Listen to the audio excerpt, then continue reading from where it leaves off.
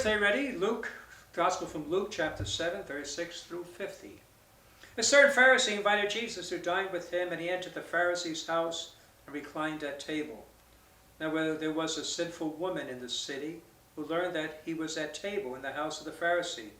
Bringing an alabaster flask of ointment, she stood behind him at his feet weeping, and began to bathe his feet with her tears.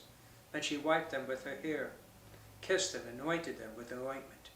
When the Pharisee who had invited him saw this, he said to himself, "If this man were a prophet, he would know who and what sort of woman this is who is touching him, that she is a sinner." Jesus said to him in reply, "Simon, I have something to say to you." "Tell me, teacher," he said. "Two people were in debt to a certain creditor. One owed 500 days' wages and the other 50. Since they were unable to repay the debt, he forgave it for both. Which of them will love him more?" Simon said in reply, "Well, the one, I suppose, whose largest debt was forgiven." He said to him, "You have judged rightly." Then he turned to the woman and said to Simon, "You see this woman? When I entered your house, you did not give me water for my feet. She has bathed them with her tears, wiped them with her hair. You did not give me a kiss, and she has not ceased kissing my feet since the time I entered. You did not anoint my head with oil, but she anointed my feet with ointment.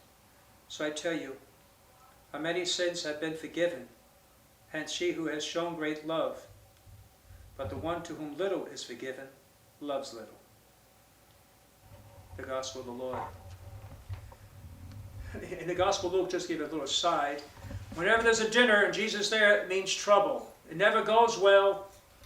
Dinner in Luke is a setup. They're going to try to catch Jesus, just for the very fact he's telling them that when I came to your house, you did not wash my feet. And that was a customary practice. When you invited a guest, you were the servant, someone who bathed their feet because the dusty roads. And so evidently they invited Jesus. They weren't all that accepting, and they wouldn't even give the common courtesy of washing his feet. Now then, keep in mind that in the Gospels, Jesus has never called anybody a sinner. All right? Jesus never calls anybody a sinner. Others might. Others may refer to him as sinner, but Jesus never says this person is a sinner.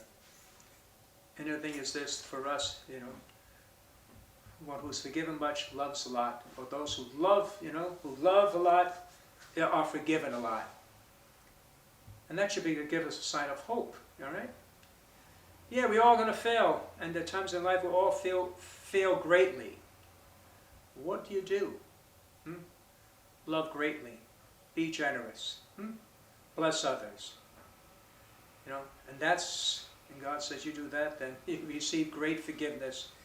We can't change the past, but if I love greatly, if I'm a generous person, Jesus says, then you will be forgiven. Your sins, will be, that is a great outward proof of your, By the way, April 28th, I think we call it Pay It Forward Day. Pay It Forward Day.